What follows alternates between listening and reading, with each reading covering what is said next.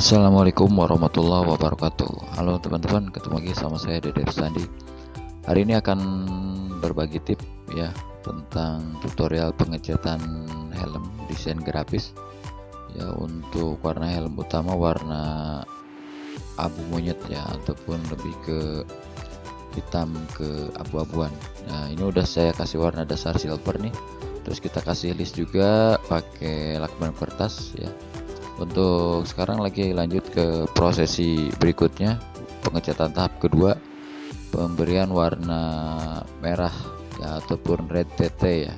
Untuk kodenya saya kurang paham, tapi kalau untuk jenis warna itu masuknya red TT ya. Ini saya pakai cat, saya kebetulan pakai cat untuk Dana Gloss ya, warna-warna standar ya, ataupun cat-cat standar yang biasa ditemukan di beberapa tempat penjualan cat. Untuk thinner saya pakai thinner Cobra ya. Kalau tidak ada Cobra boleh pakai laba-laba juga lumayan bagus ya. Tapi ada juga biasanya teman-teman yang lain kalau untuk hanya dasar dipakai untuk thinner, pakai thinner super ya, biasanya murah lah, itu biasanya sekitar 15.000 untuk 1 liter. Untuk dasar sih lumayan bagus, cuman takutnya kalau misalkan nanti naik di vernis komponennya nggak sesuai, biasanya ada ngelotok sedikit. Tapi intinya kalau misalkan proses epoksinya bagus, tidak ada masalah sih pada saat prosesi naik untuk melakukan vernis atau finishing. Ini masih proses untuk penutupan ya, penutupan warna silver ya, pakai warna merah. Nah, silver ini sekaligus saya buatin untuk dasar juga ya. Setelah proses epoksi saya naik di silver ya, nanti setelah silver baru naik merah. Jadi sekaligus saya kasih warna dasar silver ini untuk dasaran saja. Nah, sekarang warna merah juga kita timpa ya. Kenapa misalkan untuk proses ini tidak hanya untuk list-listnya saja, bisa sebenarnya seperti itu, cuman karena warna merah ataupun warna hitam yang akan menimpa nanti supaya lebih merata ya, jadi saya fullkan aja warna merahnya, tidak hanya segaris-segaris ya, ataupun hanya untuk nanti garis yang akan ditutupi untuk warna merah ini yang saya timpa untuk warna merah. Jadi semuanya saya kasih warna supaya warna utama nanti lebih merata ya, tidak belang-belang ya, karena kan kadang-kadang dasar silver dengan dasar merah itu nanti akan berbeda ya, apalagi untuk cat yang warna solid ya. Karena kalau misalkan cat solid itu bukan kenitun, tetap kadang-kadang ngaruh juga ya untuk prosesi dasar warna yang akan kita terapkan nanti pada media.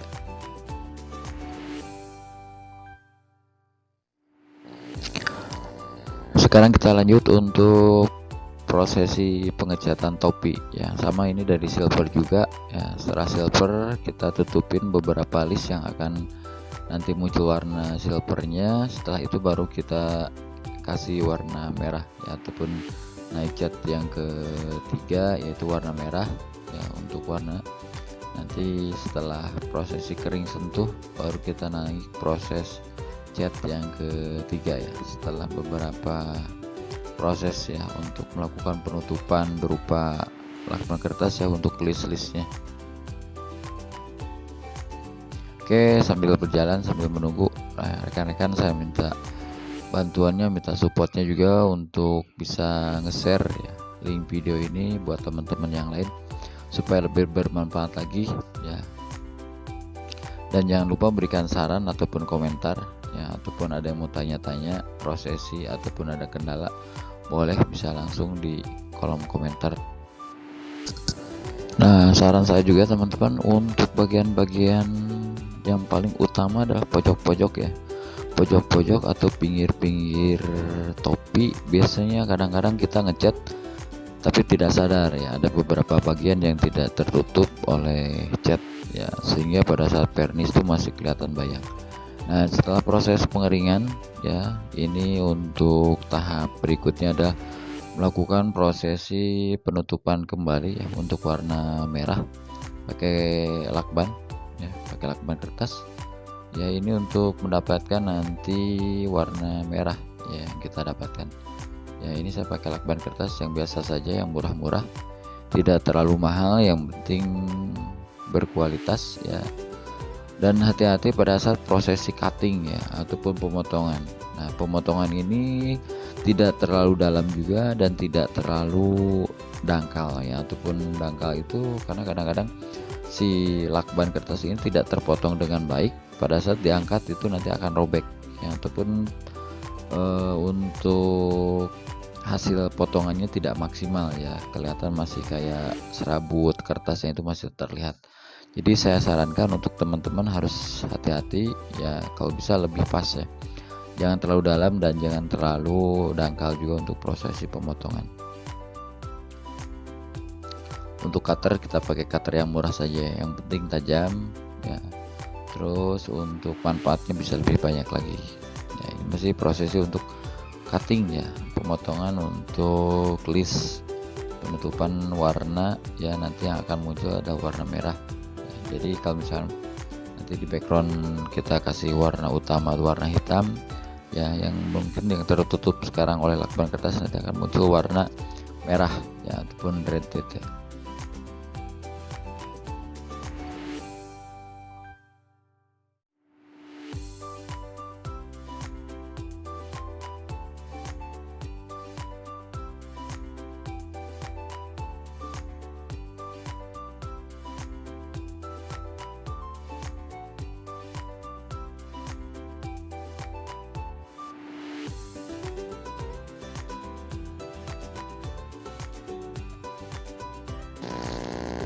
Pada saat proses cutting berjalan,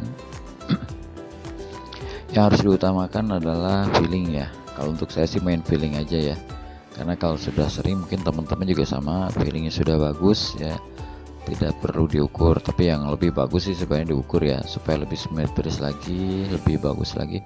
Diukur ya, berapa senti jarak, termasuk sudutnya juga ya. Biasanya kita pakai busur ya, ataupun pakai penggaris, bisa pakai jangka juga bisa ya, yang segitiga, yang bisa mengukur akurasi ya, jarak ataupun sudut berapa derajatnya, bisa lebih bagus memang seperti itu. Hanya mungkin prosesinya lebih lama lagi, lebih perlu proses lagi ya. Sedangkan customer kadang-kadang hal-hal seperti itu mereka kesampingkan, yang penting cepat beres gitu kan, dengan kualitas bagus ya.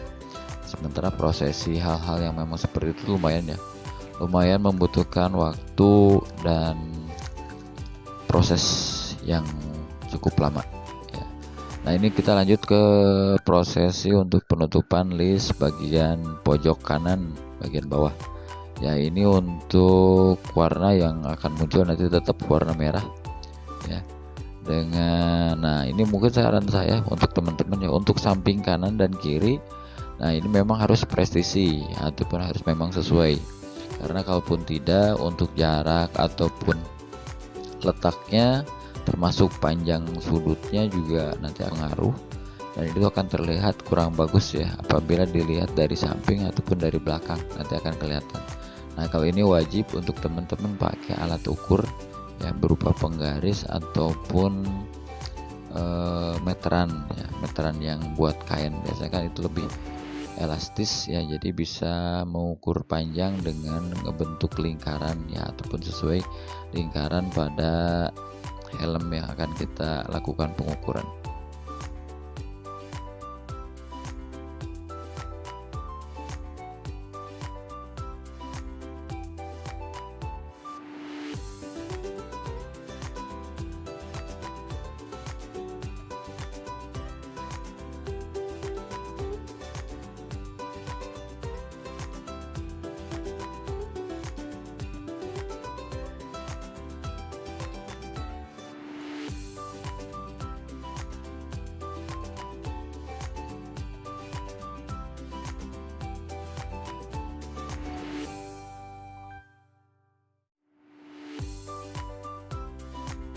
Oke, ini udah hampir selesai ya untuk prosesi penutupan ya, ataupun pemasangan grapisnya ya, kurang lebih seperti ini.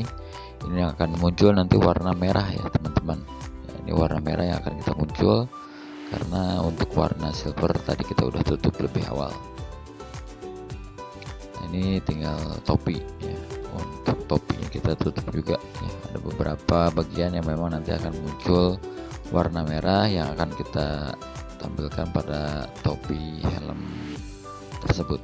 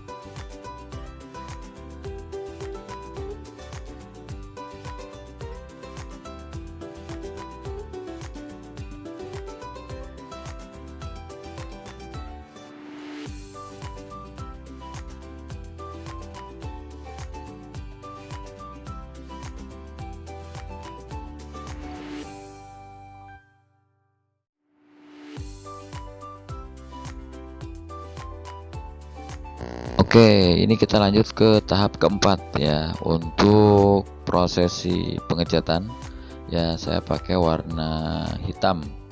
Sebenarnya saya pakai warna jet black ya, cuman saya kasih campuran sedikit ya. Warnanya kasih warna silver ya, sedikit saja, tidak terlalu banyak. Jadi munculnya lebih ke abu-abu ya, ataupun misalkan hitam abu monyet ya.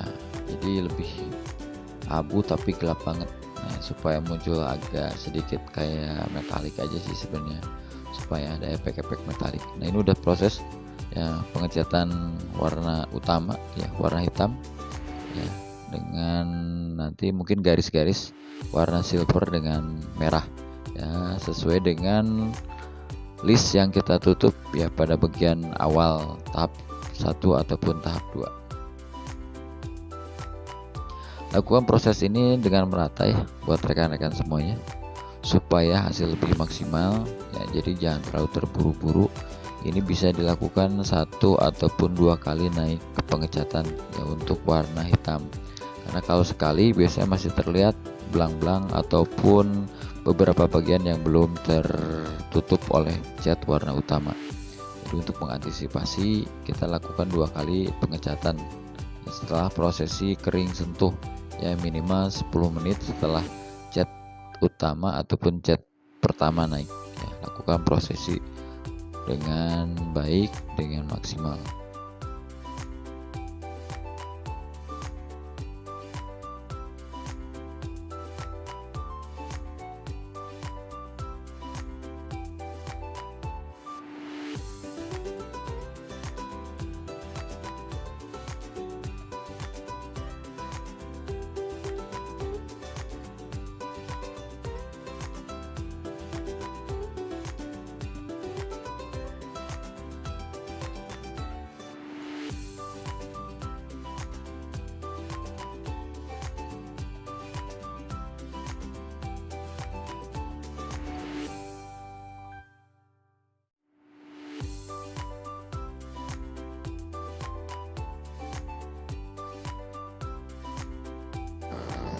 Oke, kita lanjut ke prosesi pengecatan topi ya.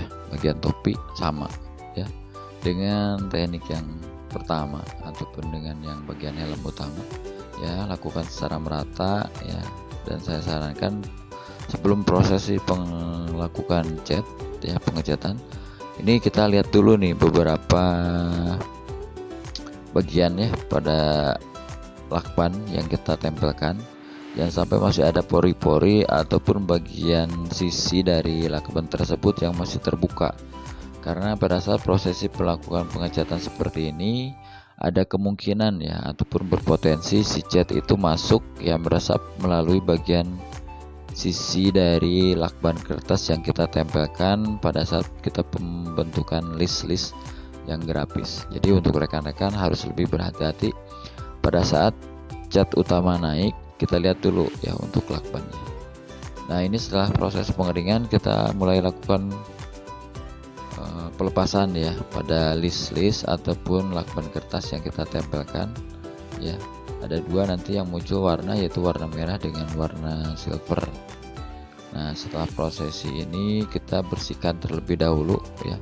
Untuk rekan-rekan bisa lakukan pembersihan untuk sisa lem yang menempel pada bagian list dengan menggunakan thinner yang murah ya. Thinner untuk mencuci biasanya lebih murah, tapi kalau lebih pengen aman sih cukup pakai bensin ya ataupun pakai premium ya, karena kalau misalkan pakai thinner takutnya catnya ke bawah ngangkat juga ya. Tapi kalau pakai bensin sih kalau untuk catnya bagus itu aman, tidak ada masalah ya. Pada saat si lem ini ataupun sisa-sisa lem bekas lakban kertas ini kita bersihkan pakai bensin, biasanya kalau untuk cat utama ataupun catnya yang bagus tidak akan ikut terkelupas ataupun ngangkat ataupun ikut luntur ya. Saya sarankan seperti itu ya untuk rekan-rekan, karena kalau tidak pada saat melakukan prosesi finishing ya, ataupun varnish biasanya itu akan berpengaruh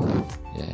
Jadi nanti si catnya tidak cepat kering ya untuk varnishnya, bahkan bisa keangkat juga untuk cat yang awal ataupun cat utamanya bisa keangkat sehingga muncul bintik-bintik ya ataupun mata ikan biasanya kalau dalam bahasa pengecatan. Termasuk mungkin saya sampaikan juga buat teman-teman ya, pada saat pengambilan lakban ataupun pengangkatan list ini harus hati-hati juga. Jangan sampai si ujung cutter ini ya nempel ke bagian cat utama ataupun bagian list sehingga nanti akan mengangkat cat ya ataupun si cat utama itu terkelupas ya, karena kita mungkin terlalu dalam ya. Jadi lebih hati-hati, lebih tipis lagi ya untuk prosesi pengangkatannya supaya hasil yang kita dapatkan bisa lebih maksimal lagi sesuai dengan ekspektasi ataupun harapan kita.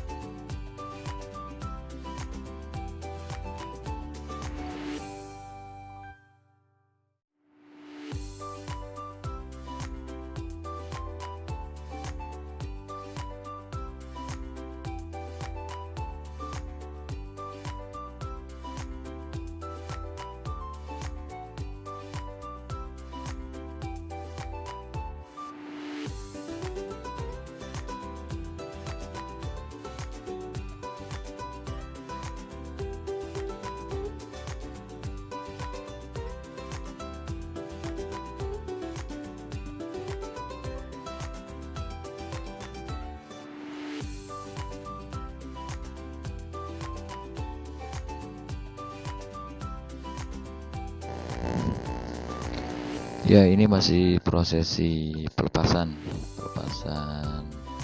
lakban kertas yang kita tempelkan ya, beberapa sedikit lagi sudah selesai ya. Nanti lanjut ke proses berikutnya, yaitu proses finishing ya, ataupun vernish. Setelah kita bersihkan terlebih dahulu sisa-sisa lem yang masih menempel pada bagian list, kita bersihkan. Nah, setelah kita bersihkan baru kita lakukan vernish ataupun finishing ya. Saya sarankan kita lakukan vernish ini mungkin sampai 3 ataupun 4 kali naik cat ya, ataupun naik vernish. Yang pertama dan yang kedua itu lakukan terlebih dahulu. Setelah itu saya sarankan teman-teman supaya tidak terlalu ada garis ya, ataupun ada spasi, kita lakukan hamplas terlebih dahulu pada list-list ya. Pada list-listnya kita lakukan hamplas terlebih dahulu pakai hamplas 1500, baru kita lakukan vernish kembali. Nah, ini untuk hasil akhir ya, setelah 4 kali naik vernish ya, ataupun 4 kali finishing ya. Setelah melakukan penghamplasan pada list-listnya, baru kita naik lagi untuk vernish finishingnya selama ataupun sebanyak 2 kali, dan hasilnya lumayan maksimal ya. Hasilnya bagus ya, terlalu kinclong ya, bisa lebih kinclong lagi. Ini saya pakai vernish Blinken, merek Blinken. Terus saran utama lagi baru kita pakai kit ya, ataupun untuk mengkilatkan lebih maksimal. Terima kasih banyak. Assalamualaikum warahmatullahi wabarakatuh.